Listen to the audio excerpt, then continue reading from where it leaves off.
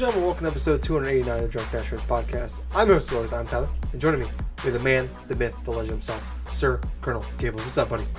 Oh, hey, Tyler. Yeah, I am doing freaking fine.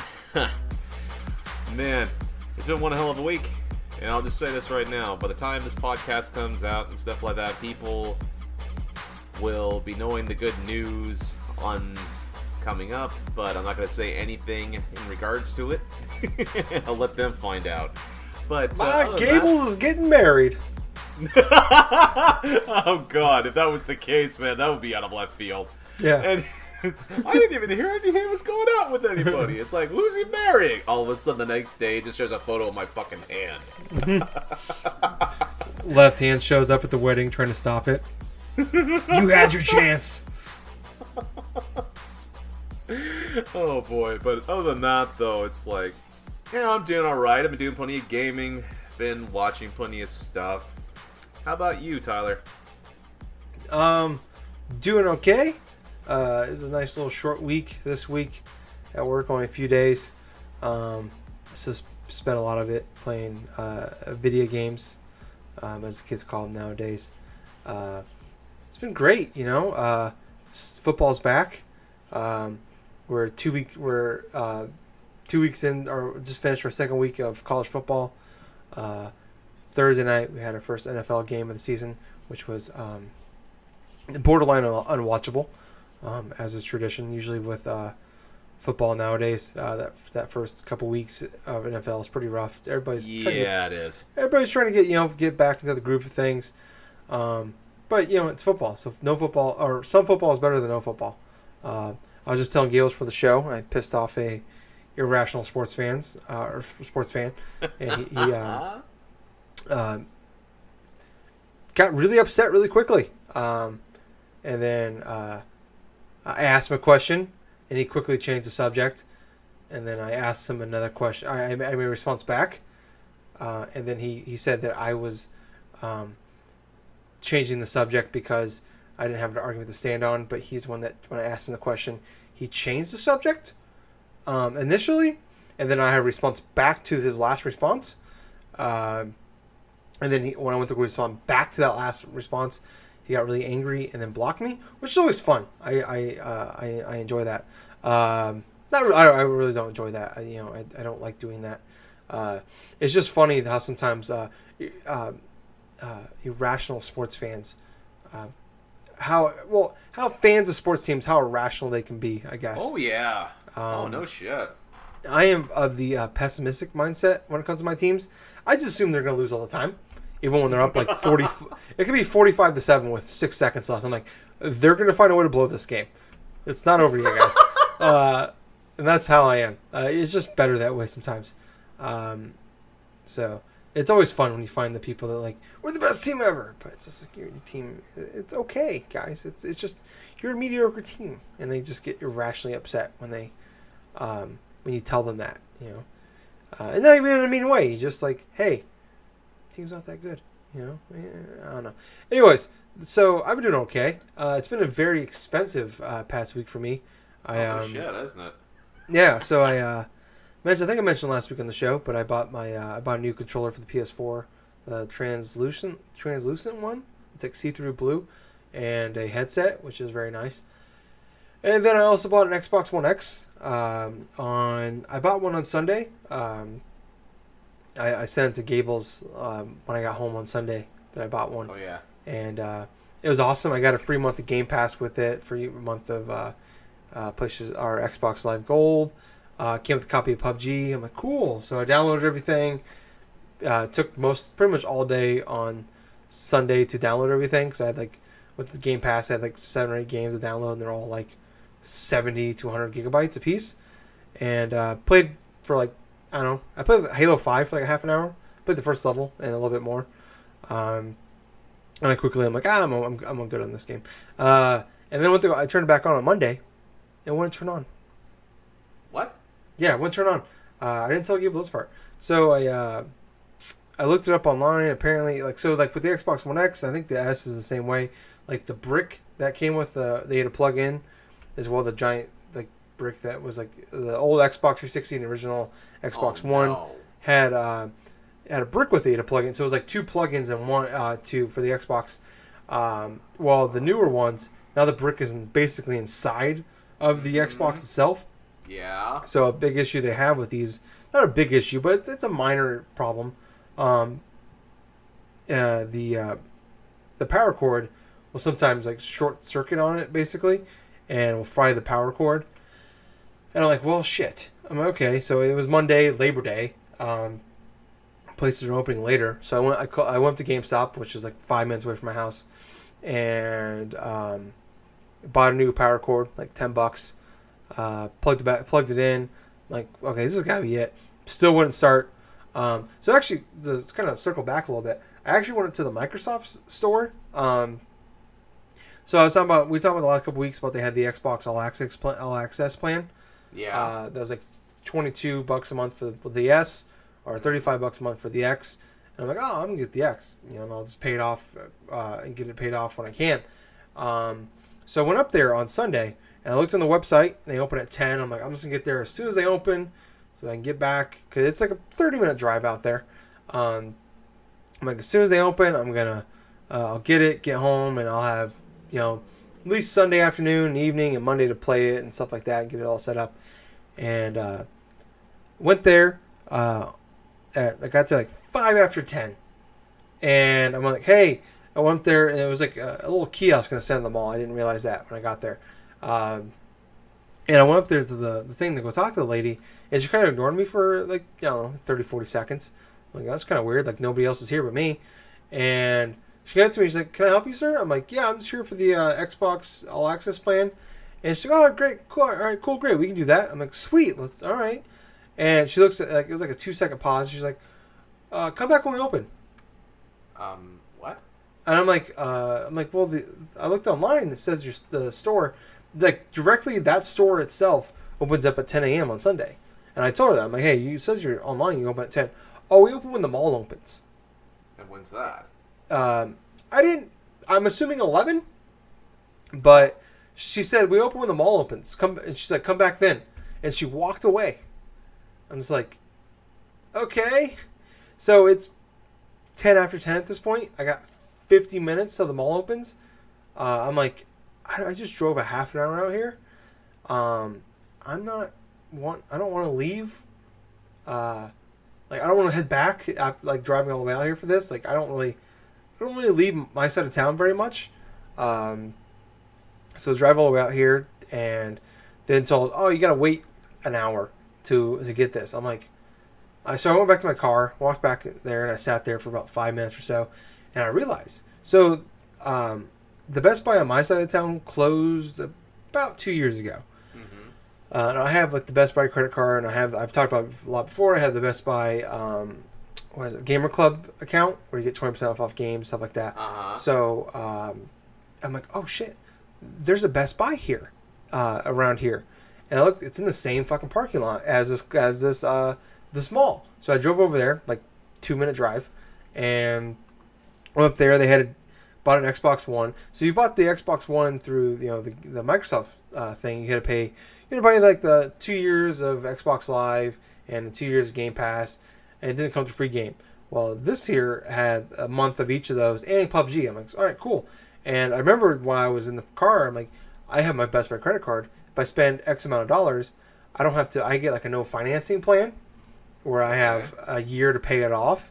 So I'm like, oh shit. So I went up there. So instead of paying $850, I paid $500, and I got my Xbox One with PUBG. And I have a year to pay off that, that's no problem for me. I can do that. $500 is easy enough. It's a way better deal for me, actually. It saves me a few $100, and I don't have to worry about making this payment for 2 years. And yeah. So anyways, going back, wouldn't start. Whatever. I had to wait for the Best Buy to open up. It was like first thing in the morning on Monday. I went to go play it, and I couldn't play it. And so Monday was kind of a wasted day for me. Kind of an upsetting day. So I had to drive all the way back out there and go get a new one. Got a second free copy of PUBG. Gave that to Jake, actually. I asked anybody if they wanted it, and Jake was the first one to respond. Of course. But yeah, now I have now I have a Xbox One X, which is cool. Kind kind of a long story short for that, or a long story, make it short, round it up. I got an Xbox One X now, which is really cool. I played a little, like I said, a little bit of Halo 5, which is, it's whatever. But I want to try something out that had HDR and all that, all the big updates to it. It's pretty cool. And then I played a little bit of Gears 4, so it looks absolutely stunning. I downloaded a few games to check out. I played like Super Lucky's Tale, which is like a mediocre platformer game, for I don't know, like 15-20 minutes. It's whatever. It's like I said, it's like a wannabe, like, and I don't want to trash too much. I'm gonna play it for a little bit, but it feels like a second or third level platformer game from like the 90s. It's like when we had like a million of those. It feels just like one of those. Like nothing stands out about it. Nothing really. It's just kind of it's there. So it's one of those.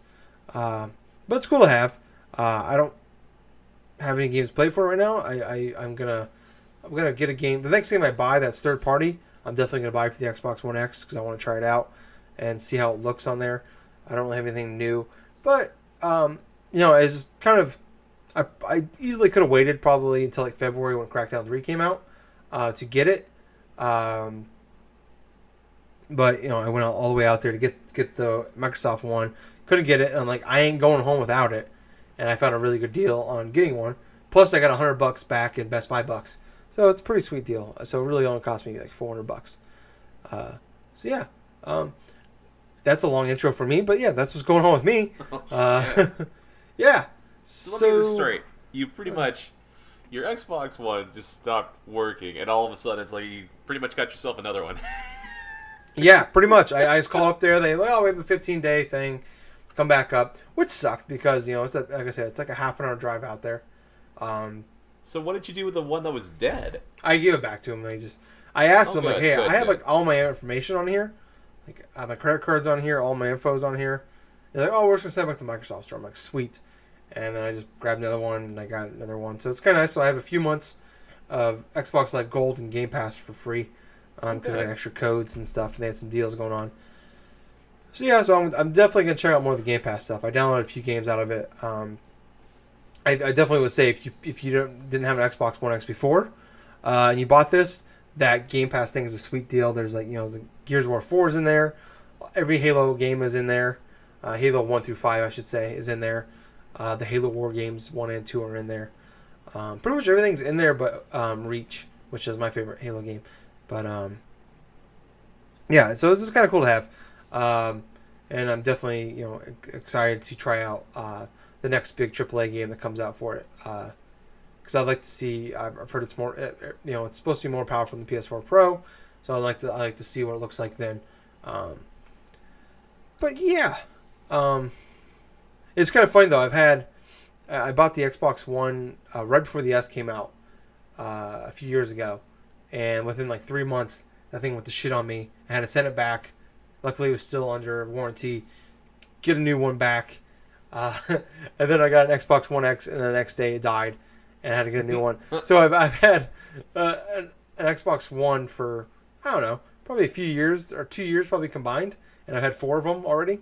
So. That's impressive. I don't really want. I'm not trying to say anything bad about it. I think it's just I've had shit luck more than bad.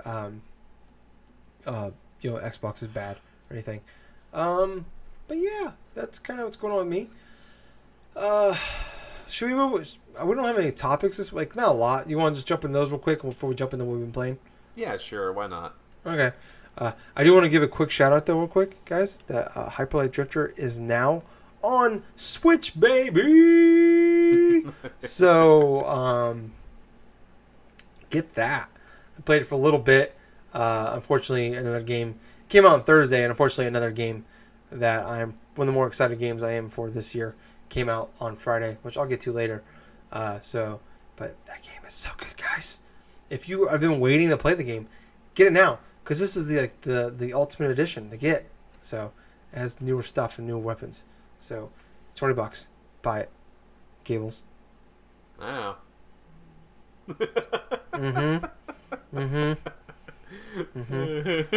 Justin, I know you're listening. Fucker. Buy it. So I'm making everybody I know buy it. Even if people don't have Switches, just go buy it. Just to say you have it. But also real quick, actually, before we get into the news, I thought this was crazy, but I saw a post a few days ago.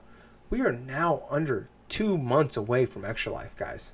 Yes, we So are. I just want to bring that up real quick. I'm not going to sell it too hard right now. In about a month, I will when we get down to that last 4 weeks or so. But extra-life.org, really cool charity. Play video games for 24 to 25 straight hours, depending on how crazy you are. Really, actually, if you just do 24 hours, it's crazy. But 25 is immensely harder. I don't know. The hour makes a big difference. But anyways, really cool charity. It's happening on November 3rd of this year. All the money you sign up, pick your children's hospital that you want to support, and you all the money you earn goes to the hospital that you pick. So check that out, extra-life.org.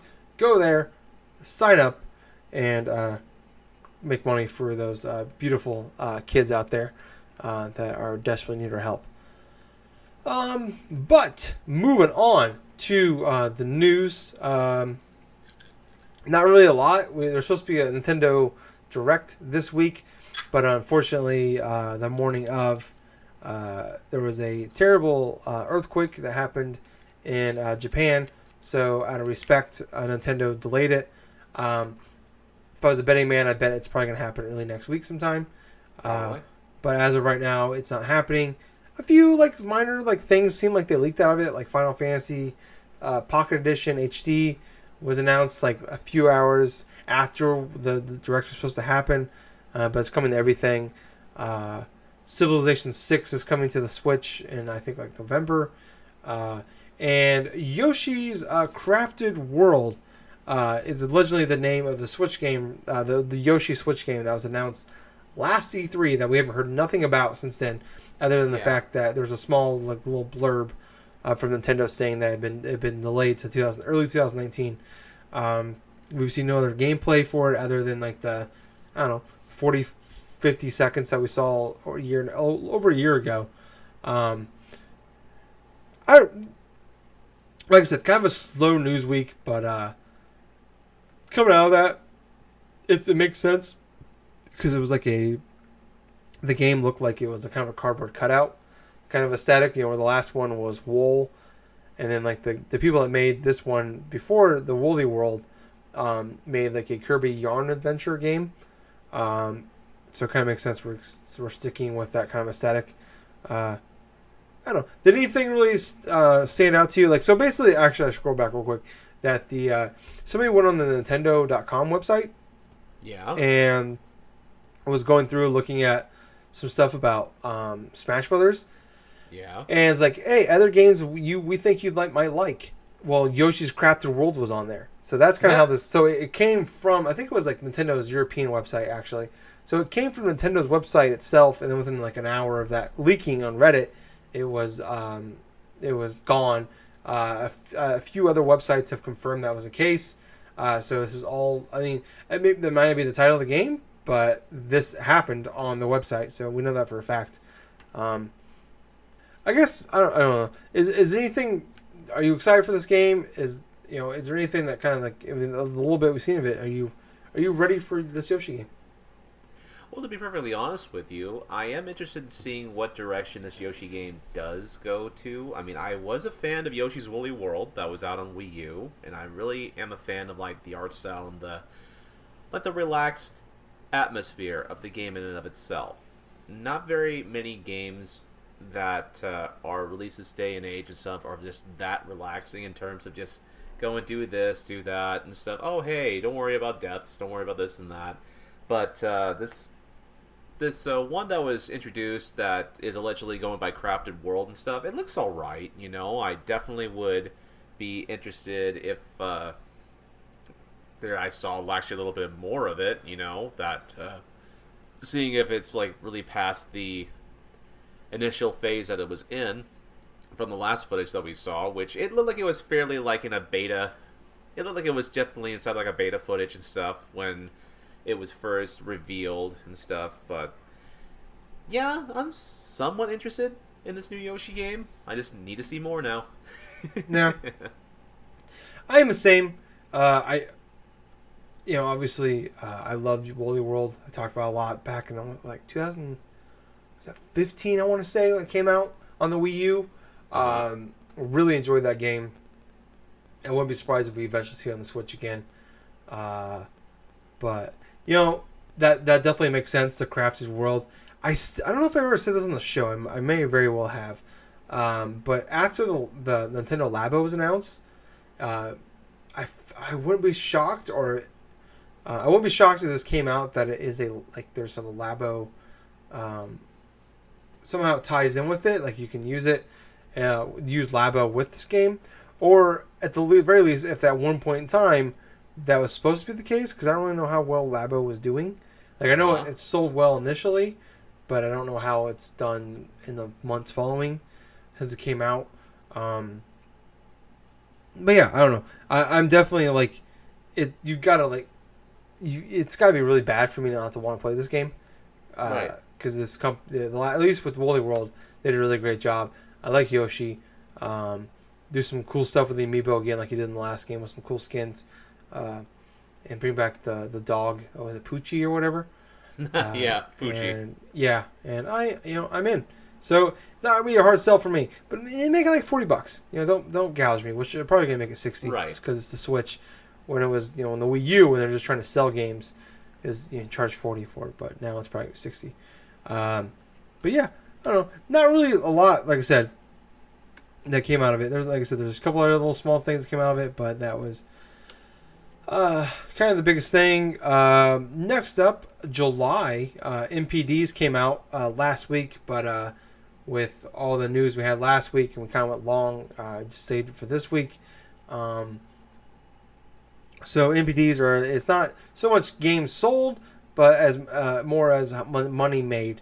So a game that sells 1 million copies at $20 a piece, and it might not make the top 20 list, even though a game that at $60 a piece sold 500,000 copies, that game is going to be on there. It's based off money, not individual sales. But the top 20 list for the month of July goes as following. Number 20, Destiny 2, which I'm giving a lot of props to Best Buy on that one, because in July they were selling it for like $5 a piece with a free month of PlayStation Plus. Sorry, and now actually whenever you buy a game from Best Buy, they give you a free copy of Destiny 2, which tells me they're just trying to get rid of that game. So I think that's partly to do with that. Destiny 2 being at number 20. 19, Minecraft, of course. 18, MLB 18, The Show. 17, Detroit Become Human. 16, Call of Duty World War II. 15, NBA 2K18. 14, Captain Toad Treasure Tracker. 13, God of War. 12, Lego Incredibles. 11, FIFA 18. 10, Mario Tennis. 9, Rainbow Six Siege. 8, The Crew 2, 7, Mario Odyssey, 6, Far Cry 5, 5, Breath of the Wild, 4, Insane Trilogy, 3, Mario Kart 8, 2, GTA 5, and number 1, Octopath Traveler. God damn. That's a strong month of Nintendo, isn't that? Yeah, so they had 2 games in the top 5, 3 if you include Crash Bandicoot. I know it came to the Xbox, but you got 3 games that were barely released like a year ago, pretty much. Yeah, Yeah, you look at exclusive wise: 1, Octopath Traveler; 3, Mario Kart 8; Yep. 5, Breath of the Wild; 7, Mario Odyssey; 10, Mario Tennis. Wow. So they had 4 games there in the top 10. You can argue that Crash Bandicoot Insane Trilogy being released at the end of June. On Switch and Xbox is probably another one of those that's strong for that. Oh yeah, but incredible month. It's I am absolutely stunned that Octopath Traveler is number 1. Not that I'm not because I don't think it was a big game. From everybody going into it and from what everybody said in the reviews, I'm not shocked that it was a great game. I'm just shocked how well it sold. But I know guess it's there was a market for that type of a game. yeah, to the point that like people couldn't even get physical copies there for a while. Wow. They would come out, Square Enix come out like, hey, we're gonna make more. Sorry for being we didn't basically like sorry we didn't think this game would be as big as it was, or making more. And like I think recently it's kind of like in the last few weeks it's kind of cooled off a little bit. But for like the first like month that game was out, you couldn't get a physical copy of that game unless you like were there the second or two after it was like released to buy online. That is crazy. Yeah, so it really, July is typically a slow month. I think looking at the top 20 lists, only I think Captain Toad came out in July. Captain Toad Treasure Tracker actually came out the exact same day as Octopath Traveler, and that's number 14. Lego Incredibles, I think, came out in July. But looking at it, only the Crash Bandicoot game came out like the week of June, so it's essentially a July game. So you look at it, I mean, really, there's only like a few new games in that list, but it's just cool to see that it's taken off, especially in June when GTA 5 was the number one game sold in that month. So it's cool. I think that's incredible. I definitely think that just makes Octopath Traveler 2 is probably being worked on right now, or at least in the beginning stages of it. So, and it's just great to see. Like I just said, there was I think 4 games in the top 10, and that were Switch exclusive, and there was I think like 6 overall. So, it's great to see that the Switch is. And that's just physical copy games. This doesn't include digital sales. So we're still seeing I still see blurbs every few weeks about how this game, this indie game that was digital only, has sold 4 times as many copies on the Switch as everywhere else. Like I think Dead Cells actually just earlier this week came out and said it sold 4 times the amount on the Switch as it has everywhere else. That's crazy. Yeah, which is great to see. So glad to see that that support's still sticking with the Switch, and only means good things in the future. But moving on to I think probably will be our last actually is our last topic of the show. Like I said, slow news week. But Polygon.com has decided to remove its review scores. So it's a fairly lengthy article. I'm going to kind of skim through some of this stuff. Okay. But this is all from Polygon's it's all from their website and from the article. Started off, this is all quotes from Polygon. Games have changed since we launched Polygon. We're changing with them. We believe that a new strategy focusing on criticism and curation will better serve our readers than the serviceable but ultimately limited reviews rubric that for decades has functioned as a load-bearing pillar for most game publications. As part of its evolution, Polygon will no longer score reviews. Some of you have noticed we've gradually rolling out this change over the summer.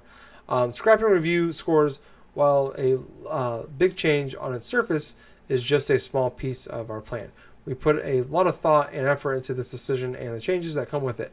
We want more opportunities to produce illuminating, witty, and challenging criticism for an audience that enjoys thinking about games and their place in the world. We want to serve both tireless players who dedicate hundreds of hours to mini games and those of us who no longer have time to play mini games but are no less passionate about the medium. Still connecting with new releases and important updates through videos, essays, podcasts, social media conversations. We equally want our writers and video makers to experiment with how they analyze, criticize, and recommend games, to push beyond the tired structure and language of review scores that has accumulated like verbal play. Jesus Christ, like verbal plague. At the same time, we recognize that review scores have served their purpose. We don't see the decision as a stance against scores. They aren't inherently bad. In fact, they can be very helpful in their efficiency. We don't want to abandon or shame readers who traditionally rely on scores for their brevity and fuck that word. Next sentence. Not everybody has the time to read 3,000 words about a new game, or even 300 about an old one, or even the time to finish a paragraph. Without scores, how can we serve readers who simply want to know if a game is worth our time and money without the friction of a full review? To help readers who are short on time and want to know what to play, we will now include the Polygon Recommends badge on essays about games that we strongly believe most of our readers should play. It is not a final verdict on the game, nor does it suggest we have played every moment of what the game has to offer. Instead, the Polygon Recommend badge is a statement that we played enough of the game to feel comfortable putting our support behind when a game receives the badge. It will appear on the top of the essay, review, or video. A lot of stuff goes on after the fact, just kind of more of a summarization of what Polygon itself is. That pretty much kind of states what Polygon was thinking and kind of the reasons for getting rid of review scores and going to this new Polygon recommends or not recommends type platform. But coming away from Gables, what is your thoughts on getting rid of review scores in 2018? Well, let's see. In a way, I can understand why Polygon went with this route, because they're right in saying that the gaming landscape and also the landscape of gaming reviews is sort of changing alongside with the industry in and of itself. A review score that has mostly been a form of sort of like an archaic thing for the past 20 or so years is definitely, it has its benefits. There is definitely quite a good benefit in reading a review score on a website and just getting, okay, this game has pretty much a good review. Okay, this is an 8. Oh, that's a bad game. This one's got a 3. But at the same point, for years, gamers and reviewers have been complaining about the aspect of, even regardless of like review scores and stuff, there are games that are like consistently like either rated high scores that just people don't enjoy, and then there's like games that have been given terrible review scores that basically there are plenty of good, if not established like a cult following. So in and of itself, I think the way Polygon is going, I'm kind of interested in seeing how well it does for them. I mean, we've had similar review sites go a similar method. Was it a Kotaku or something that went the same route in and of itself? Yeah, I believe they went there about a year ago. Yeah. Kotaku went there, like you said, like around a year ago with it, and it has been mostly successful for them. Polygon has had sort of like a mixed reaction with a lot of other like gaming fans and other people online and stuff since the site in of itself opened, though, but it's mostly because of like some of the review scores back then or some kind of clashed with with the belief of what the game should have been or something like that. But that's in and of itself another conversation for another time, because that would clash with like how gamers have a perception of a game being a 10 before even playing it in regards to like reviewers that actually have played this and that. But honestly, at the end of the day and stuff, I believe this is a good move by Polygon, because this enforces more of a philosophical approach of how positive certain games are, just basically how constructive criticism would actually play more of a role in sort of like games nowadays consistently, because of how obviously when games are released nowadays, they're basically released in patches. You're not going to go ahead and get a game in this day and age that's going to have every single one of its like issues just solved just out of the gate. It's not like how it was maybe 20, 30 years ago, where a game basically was done once it was released. Didn't matter whether it had glitches or game-breaking bugs or something, people dealt with it. But in this day and age and stuff, where review sites have got to aggregate and like get back to the review scores and just do this whole review and process stuff like IGN does with like say MMOs and like Destiny and like other sorts, and then you have like certain games that get re-reviewed and stuff because another patch that comes out, that has like a better review score. This case in No Man's Sky is like another example. I think it more or less kind of fits the tone. But what would you think about this, Tyler? Coming out of it, I think I am in like complete agreement with doing this. Um, Mostly because like even to this day when I look at like when reviews come out, like Spider-Man reviews came out this past Tuesday, and the first thing I want to look at was like scores. Like that was like, what's the score? Like I knew the reviews. Of course. Like I heard on podcasts people talking online like, okay, reviews drop at 9 a.m. on Tuesday. I'm like, okay, 9 a.m. Like I go to break at work and I'm like, okay, what scores we're looking at here, and like when a game when that game was like I think like a high 80s, low 90s on like Metacritic right now. When you see a game like that, okay, that game is probably more than likely really good, or at the very worst, well made. And it's just kind of funny. Like I'll go to a website, I'll go like IGN or GameSpot, and like I'll scroll immediately down to see what the score is. That's the first thing I want to know.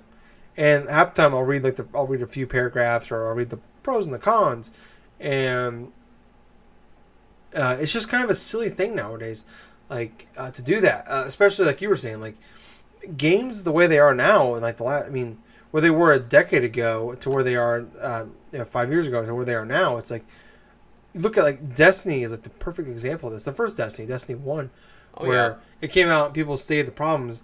And a year later, they did this huge update and totally changed like the leveling system and how everything worked about all that, and like the power and your light and everything like that. Like not the whole game, but like the one of the biggest complaints about the game, they fixed completely. It completely changed the game, and it made my thoughts on the game change quite a bit when I went back and played it. I'm like, okay, there's more of a reason to play this game. It's not this stupid, like, grind your way to get these stupid, or get these items to gradually increase your light level. That gradually increases your level overall. Now you just earn experience points from playing the game. It's not, do this strike mission 18 times and hopefully get something better. And obviously there's more to it than that, but, like, Division, like, totally had like a year 1 update, and then they had like a year 2 update. It's just games themselves has changed wildly overall, and to see to have a game like Destiny that came out, I think when it launched it was like a 7. Like you see a lot of 7s to 8s. Oh yeah, on the bigger sites, and it was a shock. It was just average. Yeah, you could argue that it is. That's what it is. It's like, but the game itself was well made. And that's the thing I always said about the game. It's a really well made game. It's just got these major flaws to it. Well, they fixed those major flaws, but the review scores are there in concrete. Like, even if they went back and updated them, who's gonna go back and read them? And of course. People are just gonna like Google Destiny review. Like, the game came out in like 2014, I want to say, and the first Destiny. Roughly, yeah. And when the people go like, oh, I want to play this game Destiny in 2016 or 17, and they go look at review scores, they're gonna see that 7 or 7.5. And that's what's going to stick. And it's funny, like, I was talking to people online about this when it happened, and like people were asking, if this is like what they think of it, and I was just like, I think this is great because, like you were saying, games nowadays, especially with the always online and the way updates and everything are going, a game, like I was just saying, it can be different from now, but it also like just kind of where like the medium itself is going, where it's not just written review articles. Like most people nowadays probably get their news and their information about games through like whether it's YouTube or podcasts or whatever, listening to people talk about games, and not so much like, hey, at the end of this 3 to 20 minute long conversation about this game, I'm gonna give you a score. It's like now you're listening to them and what they're saying about the game, what they like about the game, what they dislike about the game. So it's like, I don't know how many games I've probably played where it's like, I like this aspect of the game is really cool. I like this aspect of the game that sold me on that game. It's like, oh, you hear like, it's an RPG shooter game. It's a turn-based game. And it's like, you hear that and you kind of quickly, like, you don't care anymore. Like I was saying a couple weeks ago, when I hear roguelike, I quickly don't care about the game anymore. Or at the very least, I just like my interest level for that game has dropped quite a bit, and that's still true to this day. But when I start hearing more details about the game, like when I hear more about Dead Cells, I'm like, that game kind of sounds kind of cool in the way they're doing it. It totally changes it now. It's like, so now when I go to like, I would like to see, I'm mostly like, the majority of the news and stuff I read online is from IGN. But I do listen to a lot of video game podcasts. But when I go on there, or I go like look up reviews on there, like I said, I quickly look at like the blurb of it, kind of what's the main headline, the final like the last paragraph, and I look at the score. Those are like the three most important things to me of that game that kind of summarize it for me. And I don't know how many games I've totally like written off, and then like I'll go listen to a podcast, and it's just like, oh, that game actually sounds kind of cool. Like most games nowadays, I pre-order, and you guys, like you listen to me long enough. Games I usually buy after launch is because I heard great things. Like the things I heard about that game sound really cool to me. So I think this is a really great thing, and I hope more of the bigger sites do it. And like they said, review scores still mean something. Especially when like we talk about it all the time, like not all the time, but it is brought up when this game is seeing a lot of 9s out of 10s right now, or this game has got a really good Metacritic score. Like that score still means something. There's still value to it, but the value of it doesn't mean what it once did. Exactly. And this is more of like I was talking earlier about getting the Xbox One X, and I've talked to you about before about if I bought a new Xbox, I get the X because it's more of a future-proofing thing. And I think this is what going away from review scores and going towards something different is. It's future-proof because in a few years from now, like everything nowadays, even games are online only or big multiplayer preferences or whatever you want to say for it. Like that's where things are going, and it's heading more and more in that direction. And just like get ahead of that now while you still can. And it's easier for like a Polygon to do maybe and a Kotaku to do because they're obviously huge sites that make that have a big audience and make a decent amount of money at least to have some talented writers on board. But they have the opportunity to take some risks, and I'm happy they're taking those. And I like to see if it makes a difference for them. And I'm someone that I would just go to Polygon to look at the score, but not to actually read the review. And if I did read the review somewhere, it would be like an IGN or a GameSpot. I might actually, when I go to their website, I'm actually going to read the reviews because I'm curious about like what do they have to say. And it's just like I said, that's where gaming is going nowadays.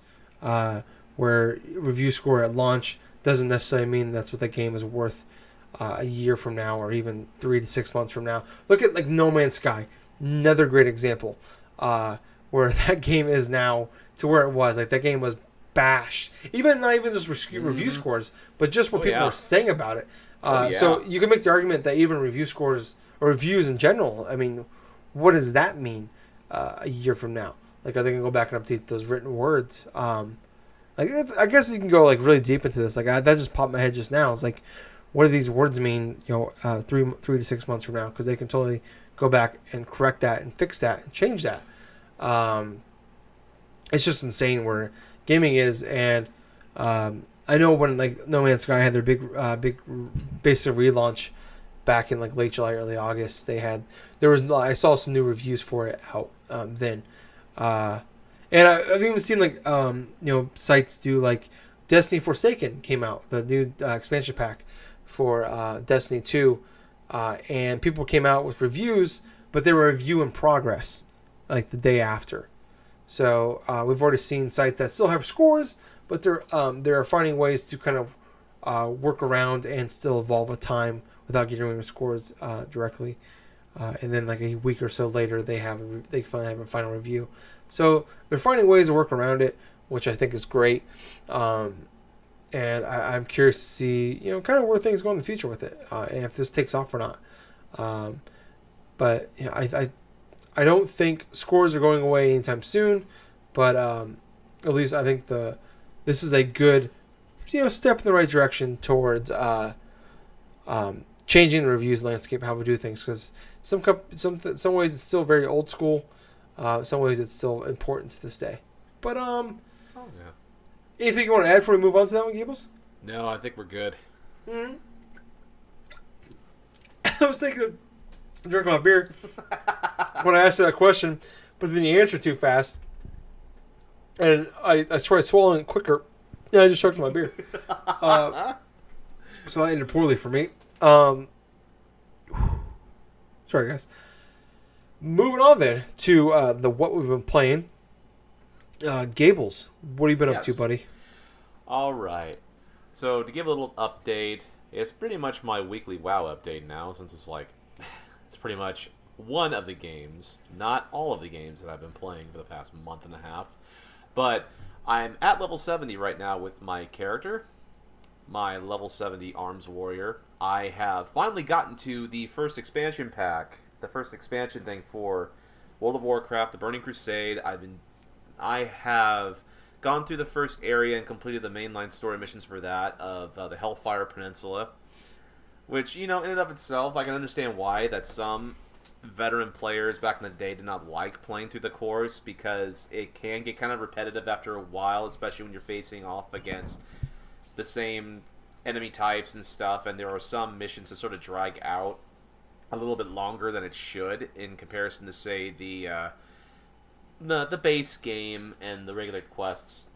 But no, one of the quirks and stuff that I noticed while I was playing the game is there would be times that I would get killed by enemy monsters, and instead of having the graveyard maybe close or something like that, you can go ahead and you have to walk across pretty much like the polar opposite direction of the map and stuff to get back to where you can actually resurrect. Because here's the thing, there is an option to where you can actually pay like the Gravekeeper or something like that angel or something that's like right there. But at the same time, you go through like about maybe 10 or 15 minutes of having like debuffs on your character, which, yeah, I would much rather just walk my way there, spend a good 5 minutes and resurrect myself than like actually be at a big old disadvantage as soon as I finally awaken or something with my damn character again. But at this moment in time, I am actually pretty damn good when it comes to Warcraft at the time. I'm at this particular place right now. I keep forgetting the name of it. It's like a really strange name. Starts with a G. But it has all these various like mushroom stuff, and the mission structure is definitely a bit better than the Hellfire Peninsula at this point. But I am probably going to be going through some dungeons, or possibly having some friends together take me through some raids and stuff, since that seems to be the big thing that people do inside World of Warcraft once they get to a particular level set. Of course, a lot of those are when people are all the way up to like level 120 or 110. But I was being taken through part of a raid just earlier on today by one of my friends, and I was like level 70, and they're like up to like 110, 120, and they're just taking out these things like with hardly any effort. I'm like, oh my god.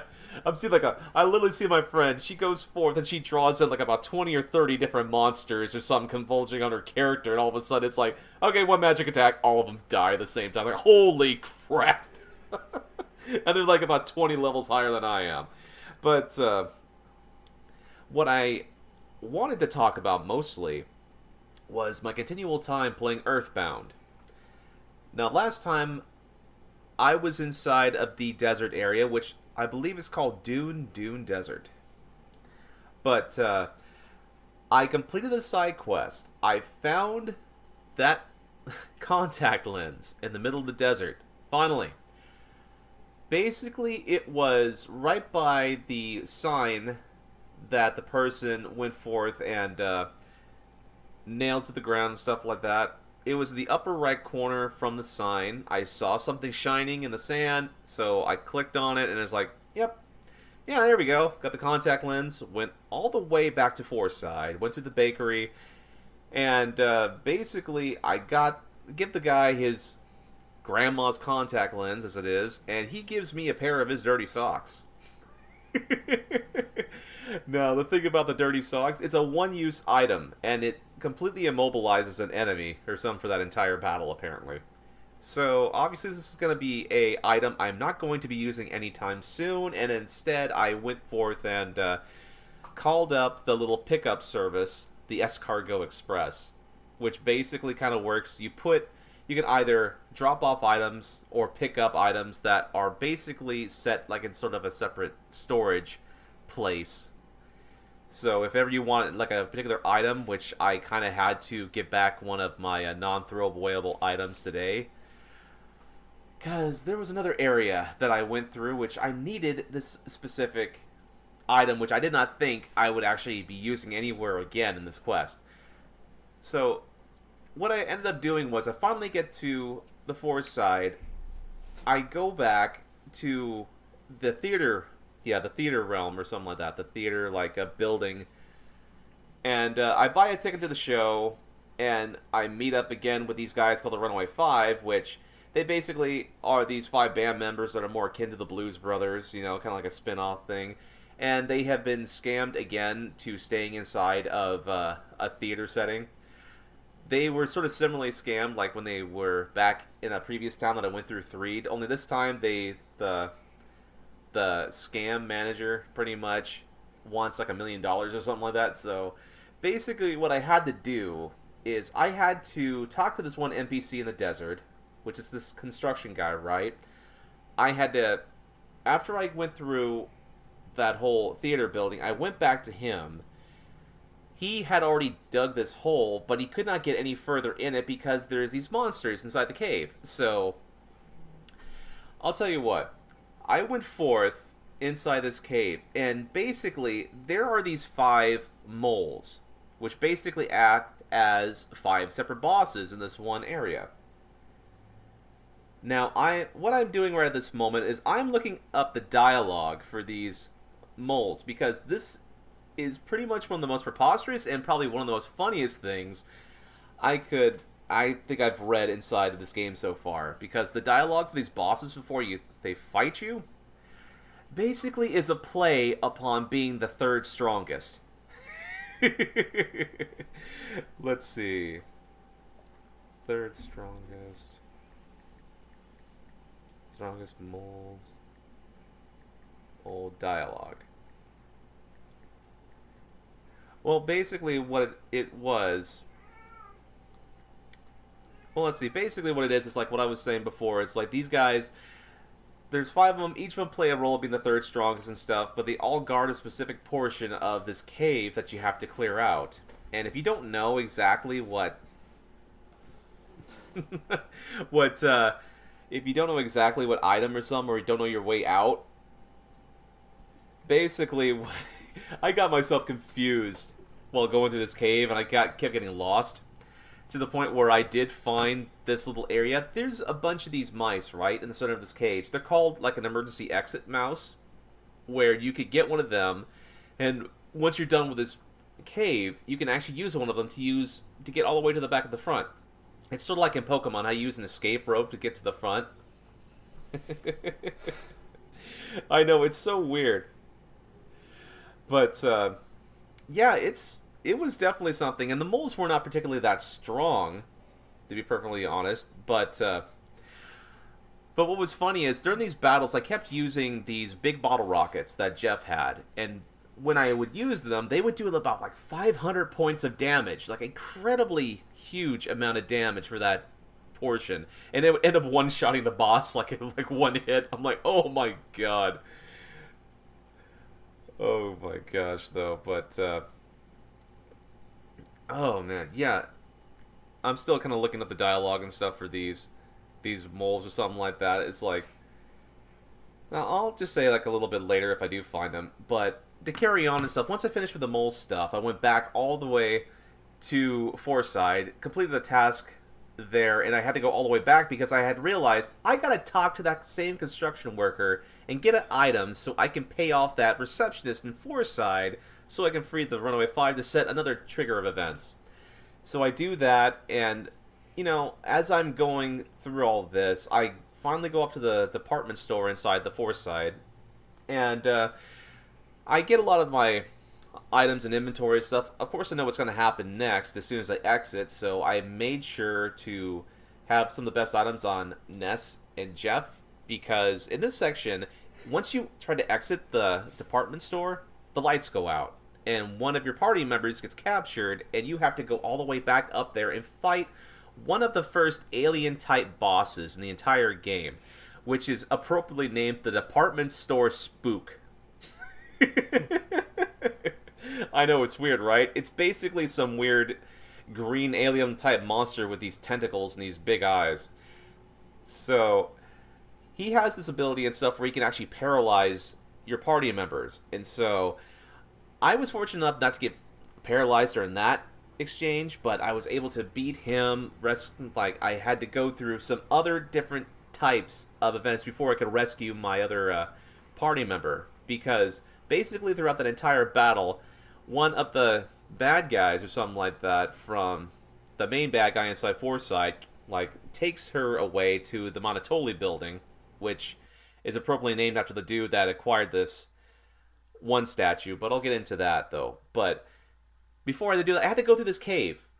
Go back to the desert, right? And I had to go through this cave, and I had to go through and find these particular items for these monkeys in this cave. And so basically what all this led to is me learning a teleportation technique to where I can easily now fast travel to like any other previous town that I've been through before. And for those who have actually been following along with this conversation and stuff, I know this is an RPG. This is a game that's absolutely fucking crazy, but I love every minute of it. So to fast forward along and stuff, I finally do rescue my party member and stuff. And the last time I had left off, I had finally gotten my fourth My Sanctuary song, which there's like 8 in all, and it's through different types of locations and stuff where you go learn a little bit of this song that'll help you out after you defeat the different types of guardians, that these enemies that protect this thing, to try to make sure you don't get it, because they are minions of that evil alien called Gygus.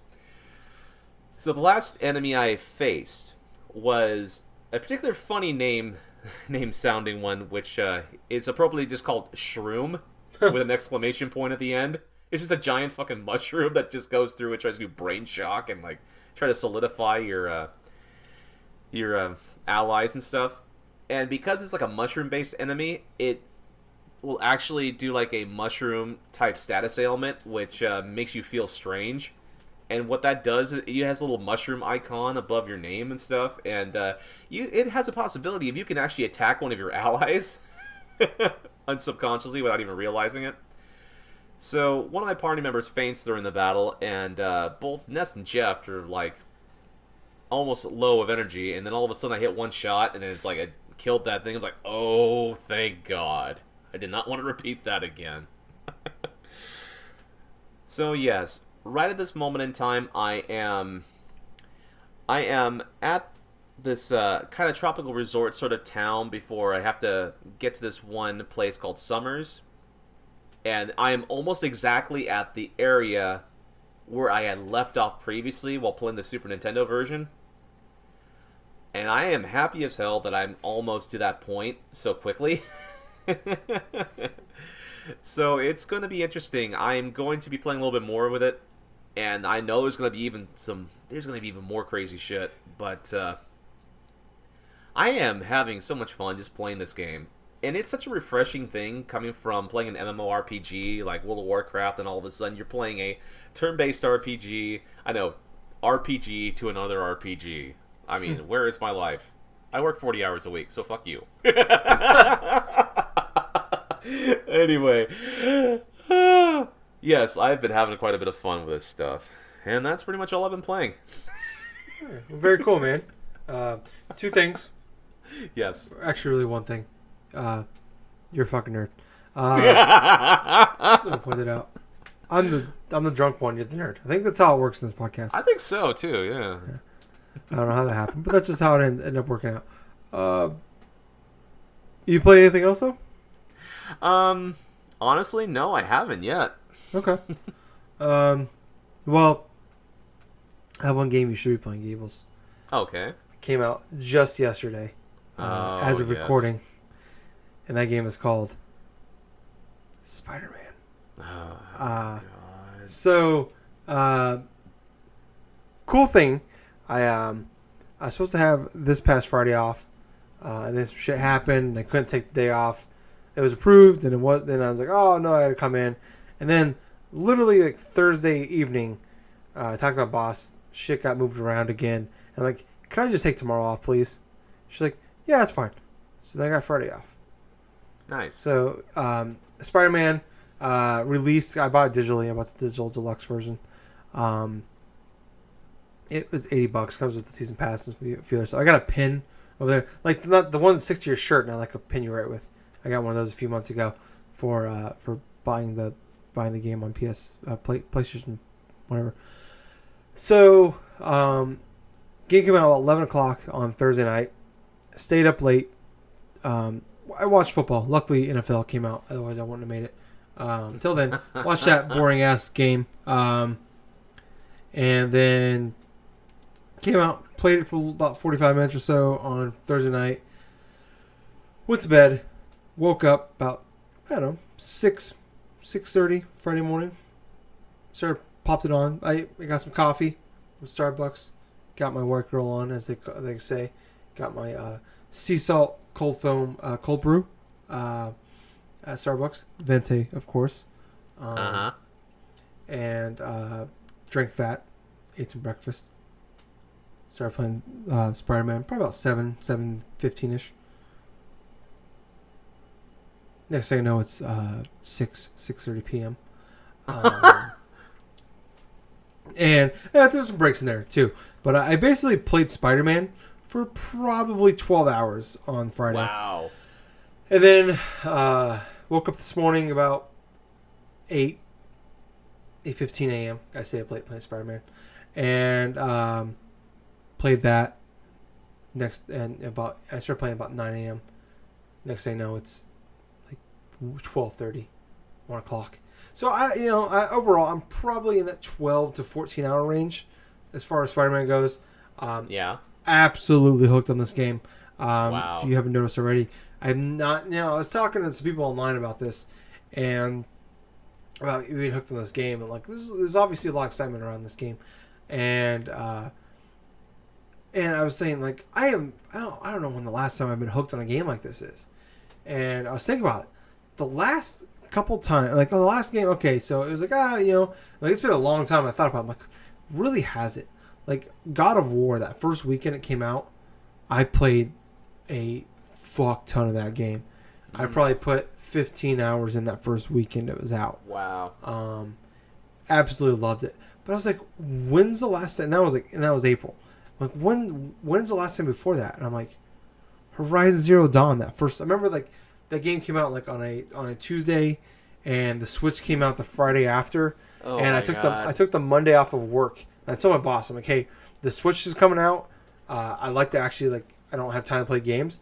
I like to have a day to sit at home and play the game. So my boss was nice enough to give me that Monday off to play the Switch. And I spent the entire day playing Horizon Zero Dawn on the PS4.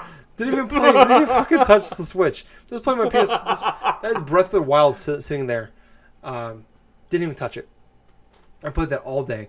And I was like, that's insane to me. The last 3 games I've been really severely hooked on have been PlayStation exclusive games. And I don't want to oh, you're a fanboy of PlayStation. I'm not. But they make excellent games. And it's just, I love. It's just we love gaming. We love talking about, I hit my mic there. Jesus Christ, about knocked the entire thing over. That's how excited I am. About to knock my entire mic off the computer. But we love gaming. We love talking about games. But for me personally, there's not a lot of times that I get absolutely absorbed into a game. Yeah. The way it's really rare. Yeah, and when it does happen, when you're not in that moment, you're like, oh man, I wish that was here. I wish I had a game like that I can get sucked into. But when it does happen, it's just it makes it that much better, enjoying a game like that. And like I said, I'm at least a dozen hours in this game, if not more. And I don't know, probably only put 4 hours into the main campaign. So starting off, obviously you're Spider-Man. You swing around the city, fight crime. The main story is you're Spider-Man. He's 23 years old at this point, and he's been Spider-Man for 8 years, which I love the fact we just skipped over entirely over the origin stories about how he became Spider-Man, because we know how it happened. And they kind of gloss over it, and there's if you really want to know more about the backstory, there are like collectibles, they talk about it here and there. And so, like I said, he's 23, he's out of college, he's working for Daily Bugle? No, so he actually did work for the Daily Bugle, and then he quit to work with the guy that will eventually become Dr. Octopus. Octavius, I think is his actual name. Otto Octavius, yes. Yes, something like that. Yeah, so he's working for him, and as of the story, like he's not Dr. Octopus. He's still a good guy. Everything, he works for him, with him in his lab on some science experiments, and he's in a rough time. He's way past due on all his bills and blah blah blah. But kind of the things I love about this game, it's just like the open world, the city itself. So most of it I think takes place on Manhattan, and the city itself is not overly big, which is great.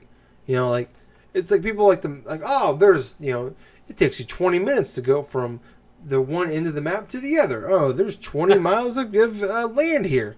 But I've always said, you can have a map the actual size of Knights of America. If the shit in the game isn't fun to play, it doesn't fucking matter. Yep. And this game takes place, and you can get from one side of the map to the other in a few minutes, probably 10 minutes at most. But I just love the combat. The combat is very similar to like the Batman Arkham games, where like you get the Spidey sense, and he has like you can dodge. It's kind of a fast-paced combat, a lot of crazy combos. Like I said, when something's when you're about to get hit or something's about to hit you, there's like that little bit of a delay there, like slow motion, where you can dodge and you have time to like do a counterattack or whatever, blah blah blah.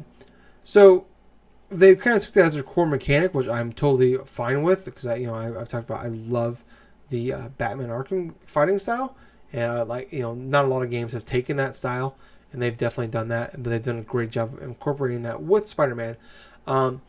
But there's a lot of like take this base back, you see a lot like some of this stuff isn't like really groundbreaking. They've done a great job of taking things from other open world games, there's this construction site that's the Fisk Fisk has Kingpin runs, and you gotta take it, go and beat up all the bad guys and take it back for the police, and you go there and you fight them. And those are fun to do. I'm enjoying those immensely. And then there's some side stuff to do with like some exploring and catching pigeons and blah blah blah. I'm having fun just going around doing all of those side activities. It's the combat itself, and then the man that plays Spider-Man, I don't know his actual name, but he's just really great at Spider-Man, like with the quips and the jokes and everything. It's just awesome. But flying around the city, like they just did a great job with the web swinging in this game, where it actually makes like some logical sense. Like you see, like there's been like some other games that done like the swing around the city. They've done a good job of it, but it doesn't really make any sense. Like the way he's swinging around the city, it's like, what is he shooting that web to? Like you're at the top of you're on the tallest building in New York City, and you're still web swinging. It doesn't make any sense. And in this game, like if you're super high up and there's nothing to attach to, you can't attach to it. You can't shoot a web to anything. You gotta wait till you're like next to a building. Like they made actual like pretty logical sense of swinging around the city, but also at the same time making it make sense, but also just the feel of it, and the momentum you get and the speed flying around the city, the moves you can do, maneuvering, all that. It feels great. And then just the way they're dealing with Spider-Man himself is really good. Where, it's like in Batman games, I love the Batman games, like I said. But you're always Batman. You're not Bruce Wayne, ever. Except for like the first 15 minutes of Batman Arkham City. In this game, you actually deal with a lot of cutscenes because it doesn't take place overnight. It takes place over, at least in the time I played it, over at least a few days or if not a week at this point. And like I said, I've only completed Act 1 a little bit after, maybe an hour after that, like 3 or 4 missions after Act 1.